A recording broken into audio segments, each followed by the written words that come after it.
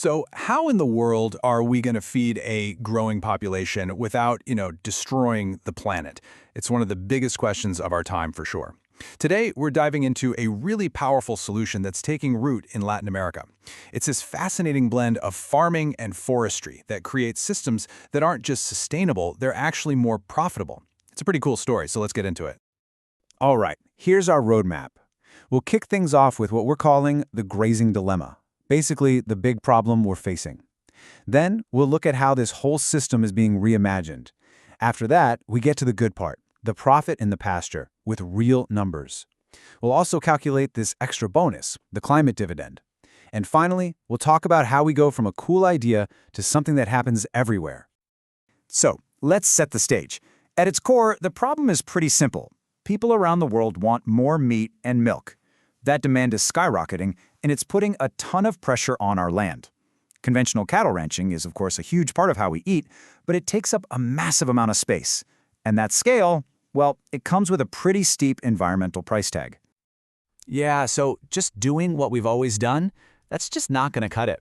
If we want to feed everyone by 2050 without having to clear-cut what's left of our forests, we can't just expand outward. We have to get smarter. We have to intensify. And really, the single most critical step is becoming more efficient, getting way more value from the land we're already using. And that right there brings us to the star of the show, Silvopasture. Now, this isn't some brand new invention, but the way it's being used today is a total game changer. It's a system that completely rethinks what a pasture can even be. It's not just a flat field of grass anymore. It's a living, breathing, dynamic ecosystem. Okay, so what is it exactly? Well, silvopasture is when you intentionally, and I mean deliberately, combine trees, good quality forage, and grazing animals all on the same piece of land. The key words here are intentional and collectively beneficial. This is not about randomly planting some trees and hoping for the best. It's about designing an ecosystem where the trees, the animals, and the grass all work together to make the whole system better and more productive than any one part could be on its own. And let's be super clear about one thing, because this is a really important distinction. Silvopasture is not just letting your cows wander around in the woods. That's unmanaged grazing, and it can actually be pretty destructive. What we're talking about is a sophisticated, carefully managed system. It doesn't run from complexity, it embraces it to create these amazing benefits for the farmer, the animals, and the environment.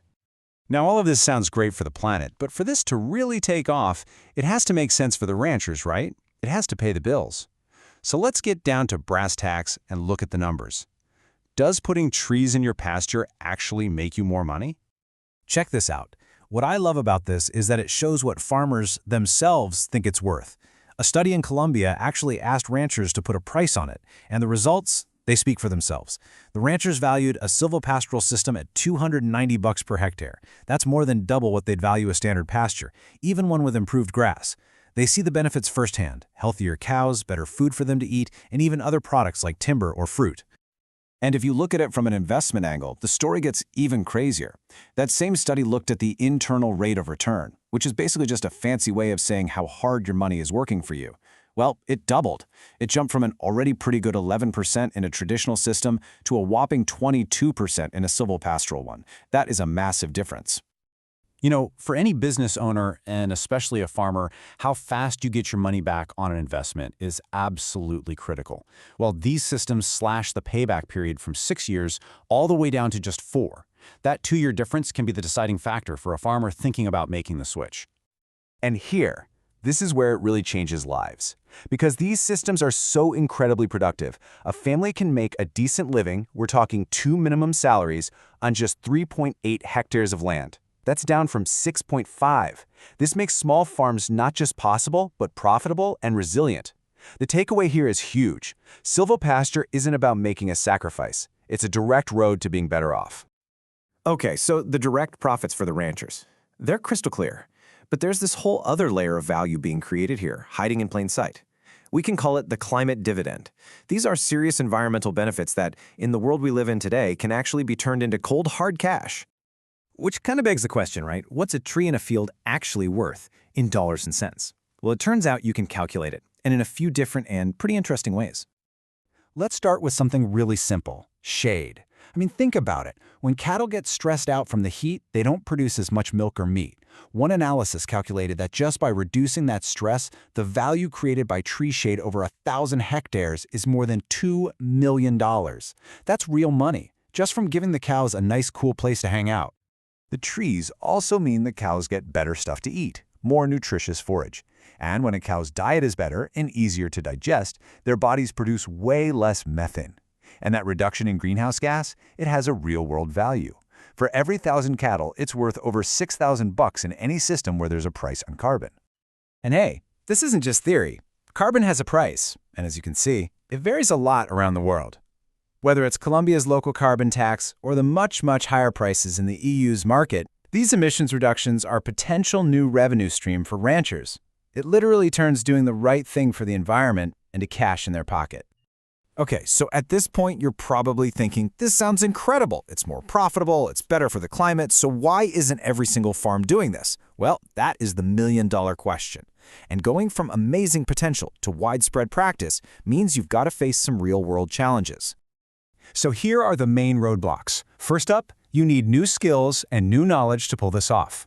Second, there's an upfront cost to buy and plant all those trees. Third, the old-school financial models just completely ignore all those environmental benefits we just talked about. And finally, you need smart policies that give farmers a reason to switch, but also make sure everyone's actually doing what they say they're doing. So what's the game plan? How do we make this the new normal? Well, the research points to a really clear 4-step path forward. 1. Start including the true value of nature in our financial calculations. 2. Invest heavily in training and technical support for farmers. 3. Connect financial incentives, like credits, directly to proven results, like zero deforestation. And 4, maybe the most important one of all, design these programs with local farmers, not for them. Respect their knowledge. You know, when you look at it, the success of Silvopasture in Latin America is more than just a cool story. It's a powerful blueprint. It proves that we can break that false choice we're always given between a healthy economy and a healthy environment. We can have both.